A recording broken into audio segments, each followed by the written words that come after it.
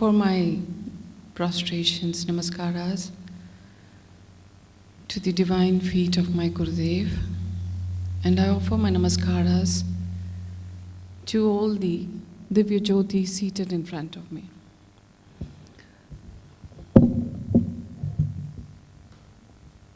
Some time ago we had started rather listening to the Parayan from the Srimad Bhagavatam. In the last satsang that we met, we spoke about how Kapila, after expounding the Samkhya Yoga or the Samkhya Shastra to Devahuti, his mother, he went away, and then Devahuti completed her penance and reached the divine. Now the conversation continues between Maitreya and Vidura. So before we start with what happens next, let's all of us put our hands together. In the previous times, ages and ages ago, when Parikshit Maharishi heard the Bhagavatam from Sukha Maharishi, they all used to start with Jaya Jaya. They used the word Jaya Jaya, and now it's a little contorted, so we all keep saying Jai Bolo. We use the word Jai Bolo. Previously it was Jaya Jaya. So let's all of us, before we listen to the Bhagavatam, let's invoke the deity which dispels darkness and ignorance from our hearts. Jai Bolo Vyas Bhagwan ki, to Jai Bolo Sukha Maharishi ki, to Jai Bolo Parikshit Maharaj ki, तो जय बोलो भगवत पुराण की, तो जय बोलो सद्गुरुदेव की. Now let's listen to one part of the 18,000 versed Bhagavatam, which is also called as the Bhagavata Pravaha, which means it flows like the river. When Krishna, in his last moments, when Uddhava went to him and asked him, Krishna, where will you be found? You're leaving us now, but where will you be found? Where do we search for you? Where? So that's when Krishna closes his eyes for a millisecond and then tells him, I will flow into the Bhagavatam. Every word, every page is where I will recite him. And he who recites, meditates on my leelas, on my stories, he shall find himself with me. He tells Uddhava, this is the most easiest path in the Kali Yuga, because man will not be able to concentrate in isolation. Man will be so addicted to everything around him that he'll not be able to even sit down in peace and meditate. All that he has to do is open the pages of the Bhagavata, get connected with me, and then I shall flow through him. So this was a promise which Krishna gave to Uddhava before he shed the human body. Suppose that it has been told 3 times, the Bhagavata, at mostly all the sites were mostly at Gangadwara, and then it was again recited by Ugravasavas, and then it came down to Vidura and Maitreya after it was recited by Shuka. So now we come to that chapter in the Srimad Bhagavatam, which is about how Brahma asked his sons to populate the earth so that it can work, or rather work as per the principles for which it was created. So there is a full chapter about which rishi got married to whom, who got married to where, and what are the children that they had, how many children. So it's on and all about that. It's given in depth of how or who were our ancestors. And then from there, a special mention is made of Nar and Narayan, who also took birth to establish dharma, and it is said they are still seated in meditation, just as the same way as Kapila is still seated in meditation. So until the dissolution of earth happens, they are going to be there. And then he talks about how Manu's granddaughter, that is Atri, was married, Anusuya was married to Atri. Now when it was time for Atri, the same thing happened when Kashyap wanted Kapila. He also meditated for 10,000 years. He invoked the divine, and then he said, since I am going to be known as the one of the Prajapatis, the one who started the progeny on this earth, humans are going to be associated with me. So the one who takes birth should be an illumined one, should be an enlightened one. Because of his tapas, he was blessed, and Vishnu himself took birth as Kapila. So the same way, Atri wanted someone very special, because they all felt it was their responsibility that the right human is left as a legacy to follow after them. So Atri, on the slopes of Rishka mountain, he stands on one leg and he meditates for 100 years. His desire was a little vague. He had this confusion between the three deities, that is Brahma, Vishnu and Maheshwara. So before he started his meditation, he had the sankalpam that who was the greatest of you, between three of you, I want to be blessed with your amsa. And so he completes 100 years of meditation standing on one foot.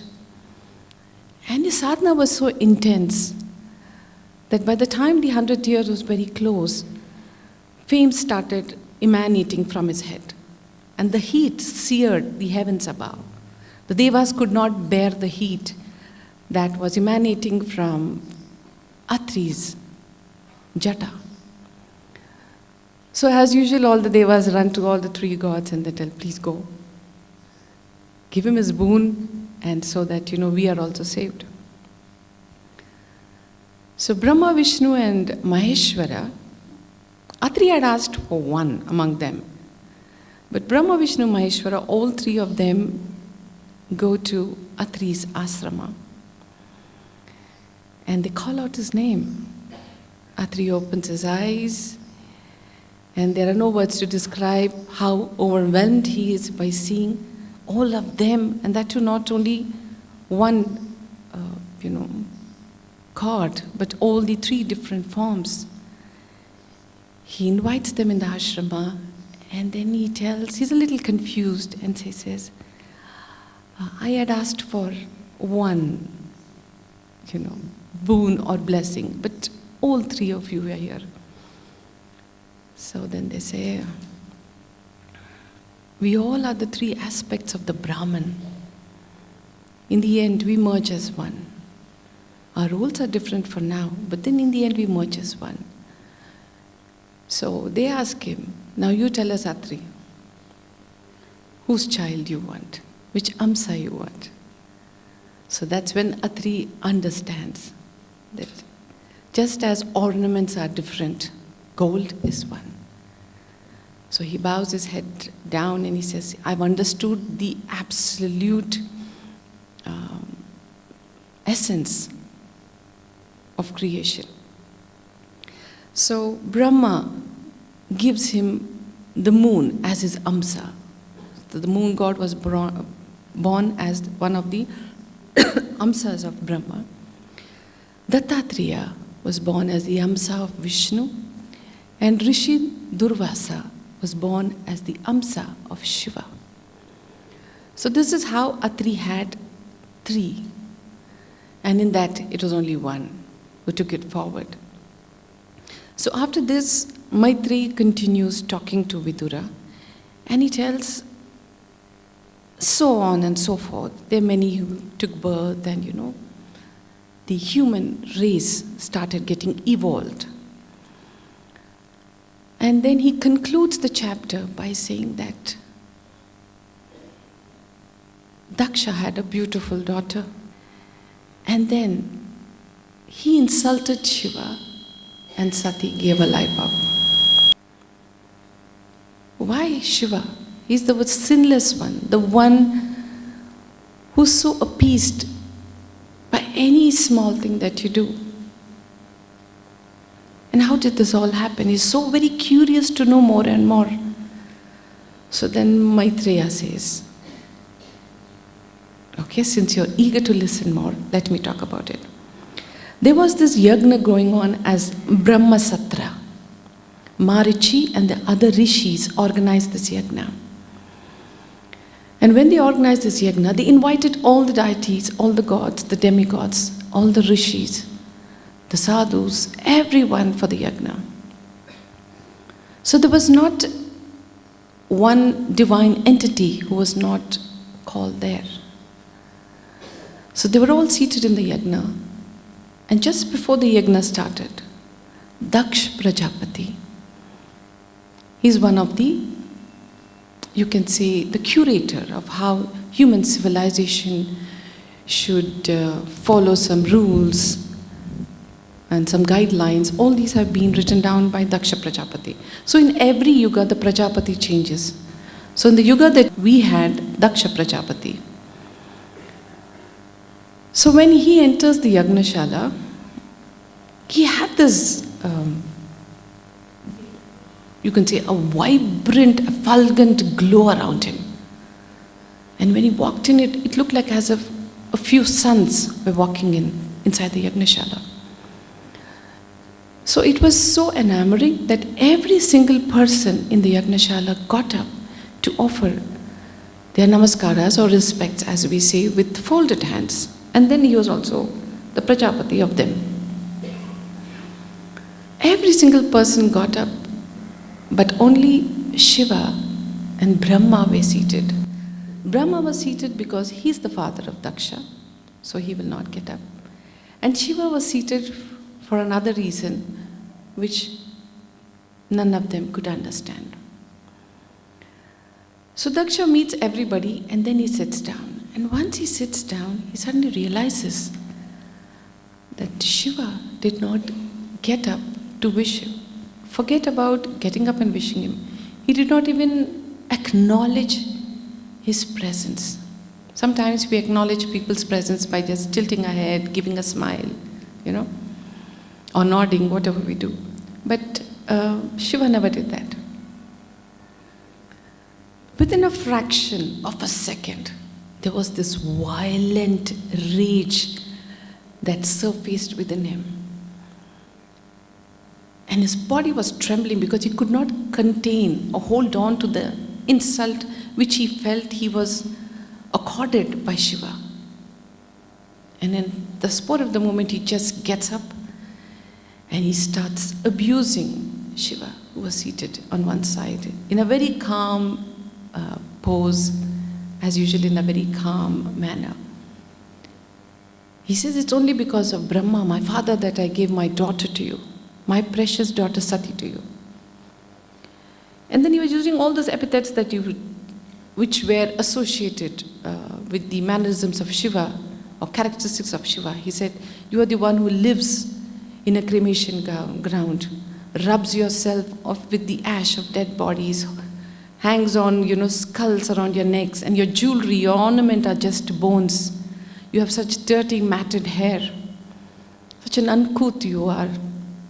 You hardly cover yourself well. There's no such thing called decency that you have. And I curse and I regret that. Why did I give my daughter to you? Why did I listen to my father? And then he tells the whole Sabha, am I not right? He's such a mannerless person who can't even get up and wish his own son-in-law. And he goes on and on and on ranting. He loses control of what he's speaking. And then he takes some water, he does achmanam, And he says, I curse you, Shiva. Henceforth, no part of the offerings in any yagna will be offered to you. That means the harvest of the yagna will not be offered to you. Every single deva, along with Indra and Upendra and the other gods will get, but you will not get any of that. There is a shell-shocked silence in the whole sabha.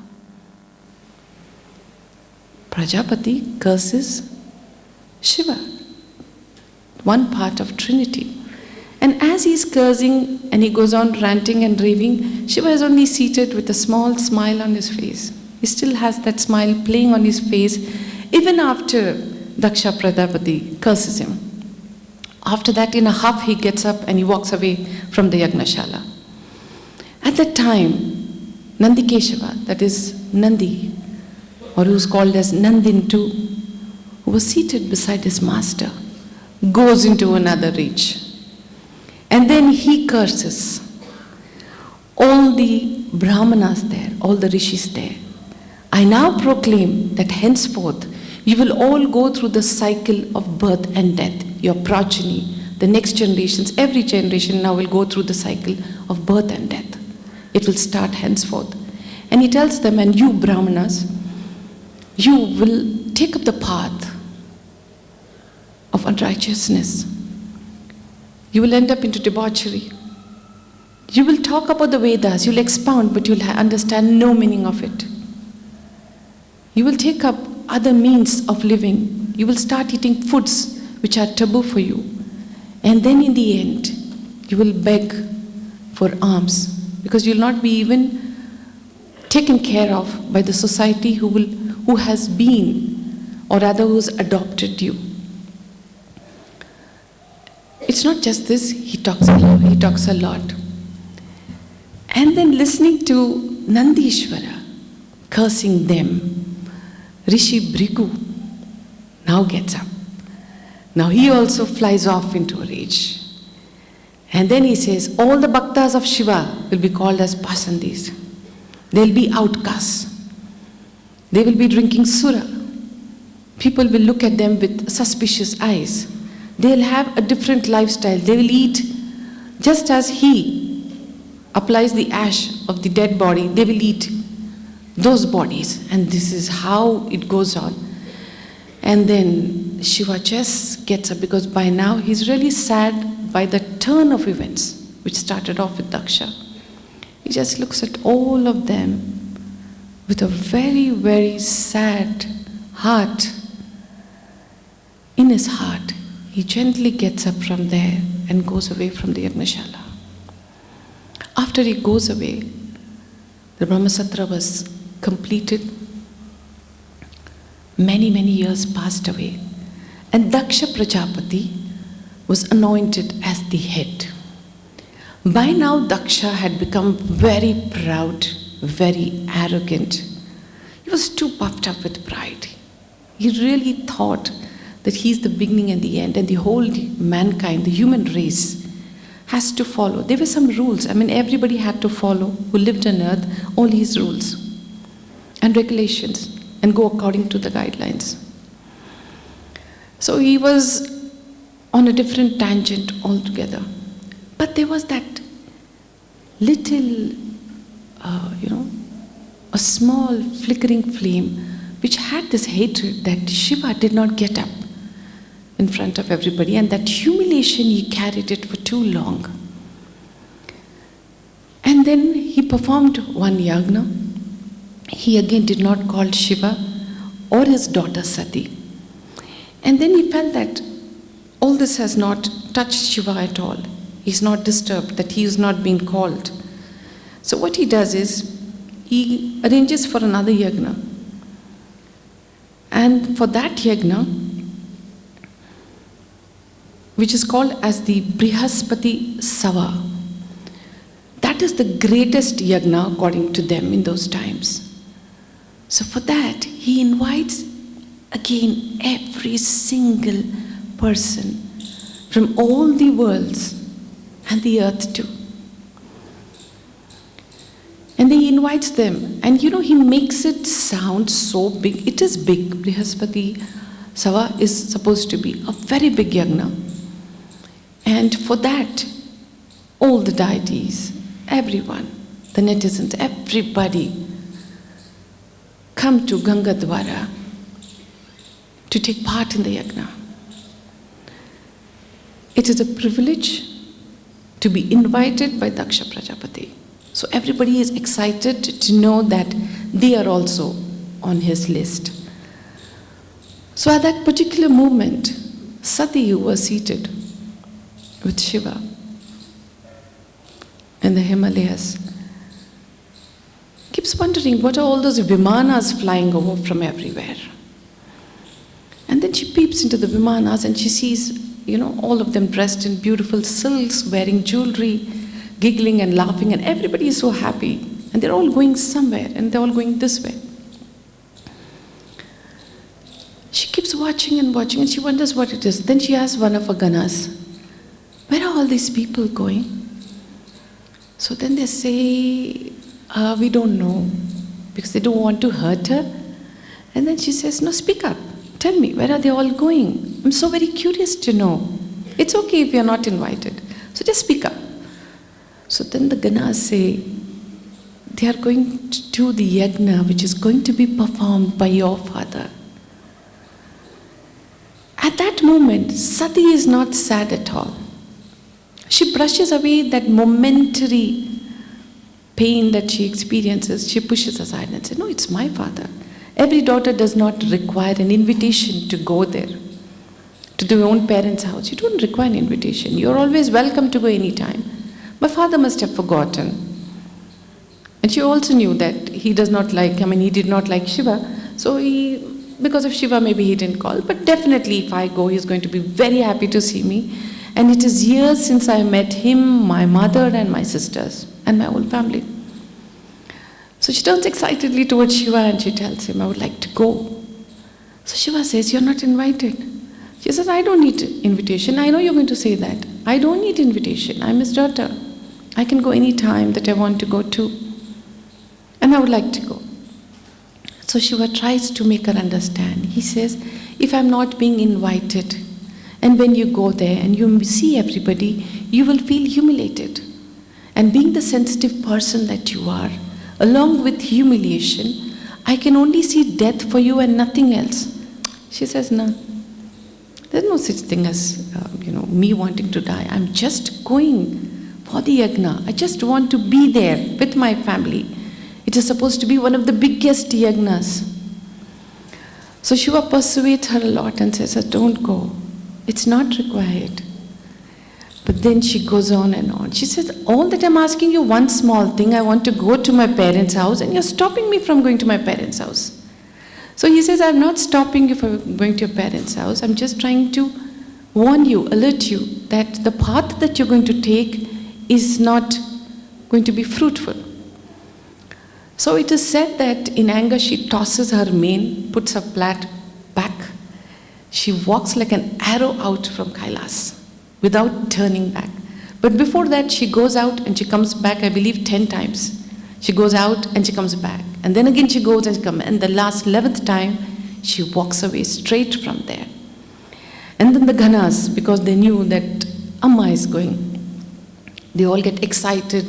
They cover Nandi with rich silks. They all carry some armaments and, wear some ornaments, and they take their conch, everything, the drums and the trumpet.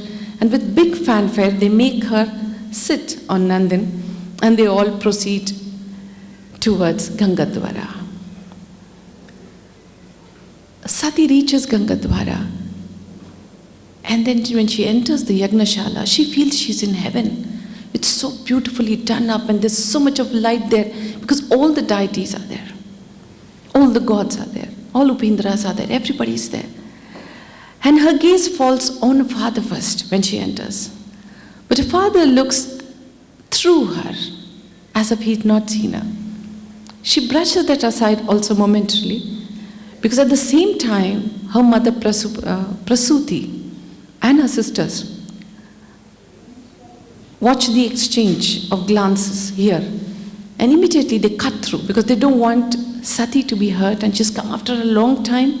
So they surround her, keep chatting to her. keep our mind diverted. They make us sit in a beautiful place which is designed very well so that they know she's very pleased by flowers and all that around her.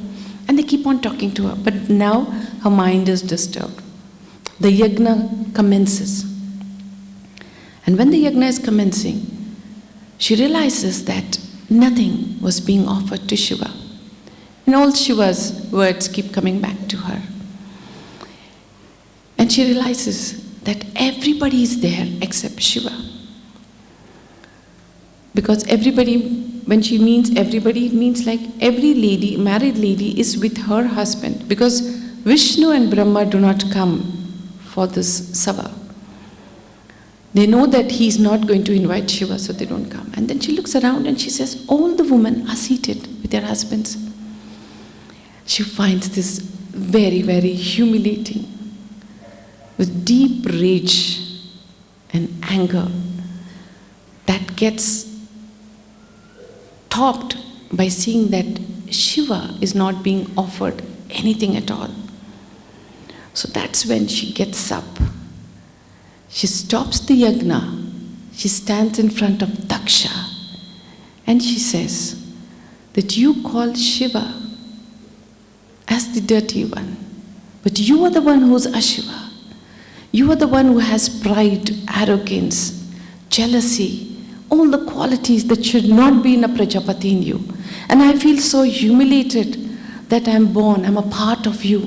People call me Dakshayani. And I'm so humiliated, insulted that how can I be associated with you when you have insulted my Shiva so deeply. And then she curses the race. She sits down. It is said that she was wearing a golden color raiment.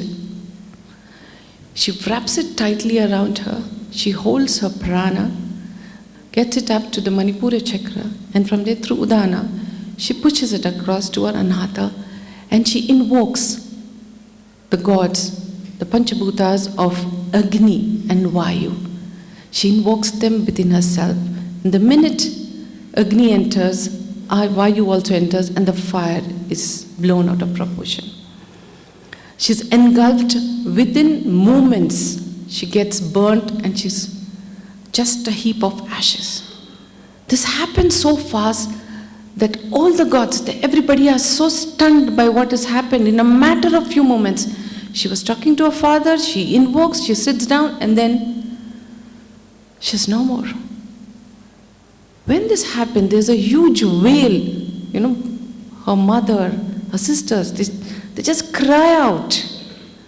Because Sati was no more within a few moments. They just cry out so loudly.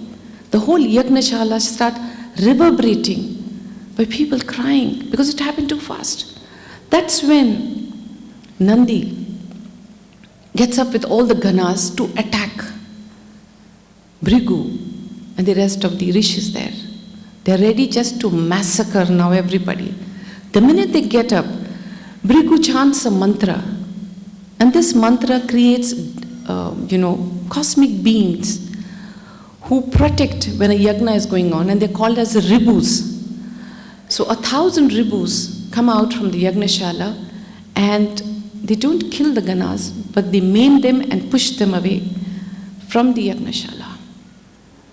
After this happens, Daksha is so conceited, so wrapped. He does not have any remorse that his daughter just passed away. He sits down. So when he sits down, the rest of the people, all there also sit down. And he starts continuing his yajna. At the same moment, Narada goes up to Shiva and he tells him. Shiva was already sad. And then when Narada goes and tells what Sati had done, his sadness turns into intense rage. He says Daksha needs punishment. And in that rage, he pulls out, because his hair was always matted, so he pulled out a bunch of it, dashes it against the ground, and in that, when he dashes it, there's a sort of lightning which erupts, and a being with 1,000 hands takes birth. His hair was like fire with all flames around his head. He had 1,000 hands. And he looked very fierce, very different. Because he was born from the Chata, and he was born through the action or the emotion of anger. So he had this energy around him which was very fierce and angry, ready to destruct, kill, or maim anybody. So when he takes form, it is said that his form touched the worlds above. He takes that form and he asks Shiva, what am I supposed to do?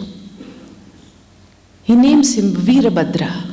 And he says, Veerabhadra, go and destroy Daksha's yagna and kill him. So he turns and he starts proceeding towards Gangadwara. So the people seated in the Yagnashala at Gangadwara find a cloud of dust coming from the north. So they are doing the yagna and their focus is also on the cloud of dust which is coming. They're wondering, what is this thing which is coming here? It's full of smoke and dust and it's grey in color. And it is coming at a tremendous speed towards them. And within no time, Veerabhadra lands at the threshold of the Yagnashala along with all the ganas over there. He enters the Yagnashala and all that they do is start killing the people seated there. There's a big fight which starts ensuing over there. Brigu does not get an opportunity to invoke the Ribus again. It all happens so fast. And then Veerabhadra holds on to Daksha. And he takes a weapon to kill him. But Daksha does not die. He takes another weapon. He had 1,000 arms. Every arm of his had a different weapon. So he uses every single weapon and Daksha is not dead at all. And then he gets a little non-puzzled and he says, what may be the reason? He realizes that since this yagna was going on, a certain amount of energy has already seeped into Daksha. He's invincible now. A weapon cannot kill him. So that's when he holds on to his neck, puts him on the threshold of the yagna altar. He squeezes him to death first, kills him, and then takes a weapon and cuts his head through. He picks up the head and offers it as an oblation into the fire, into the Yagnashala. And again, once that was done, the woman, everyone, there was nothing but stifled cries and everybody crying in the Yagnashala. Now, all that you could hear was just cries and cries of anguish and despair and sadness. This is over, then Veerabhadra went back to Shiva and told him that I am done what you have told me to do. And that's when all the gods now go to Brahma and they tell him, the yagna is incomplete, Daksha is dead, and this will get a lot of bad energies and luck to all of us residing here. So some way or the other, Shiva should be appeased and this yagna should be continued. And Daksh should be brought back to life. And so, Brahma says, if we don't do it now, because now Shiva was in a phase where there was intense rage in him and he was geared up to just destroy everything around him. So at that right moment, Brahma goes to Shiva and asks for forgiveness on behalf of all of them. And then tells him, you're the merciful one, you're the one who knows what's best for the world. So Shiva is appeased, and after that he says, okay, the yagna will be completed, but now since Daksh's body is severed or cut away from the pride, arrogance that had seeped into his head, I can resurrect him. And actually what happens is when Nandi curses all of them, he tells, regarding Daksh, he tells that your intelligence is as low as a goat. So may you have a goat's head. This was one of the curses that Nandi gives when Sati passes away. So then Shiva says, what Nandi has prophesied, the same thing will happen. So a goat's head only will be put on to Daksh, because anyway his head is burnt into ashes in the Yagnakunda. So goat head is bought, Shiva reaches the Yagnashala, places the goat's head over Daksh Prajapati, and he comes back to life. Daksh Prajapati cleared, or rather cleaned, of all those negative, dark emotions, thoughts, everything, bit by bit, everything starts clearing up. And then he realizes what has become. Power made him crazy. Power just clouded everything, every emotion. He then thinks of Sati. He realizes that he had no pain when Sati died, and now he felt that his daughter was dead. And then he starts crying. He falls on Shiva's feet, and Daksha Prajapati recites a wonderful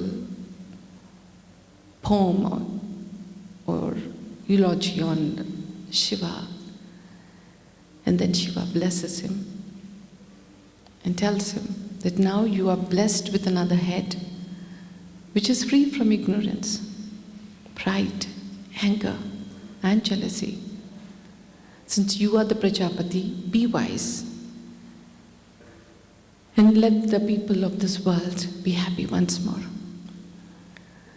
So Vidura, after he listens to this particular episode, then Uddhava is also, or rather he says it is said that if you listen to this story with complete devotion, sins of a man are dissolved. So Jai Bolo Bhagavata Puran ki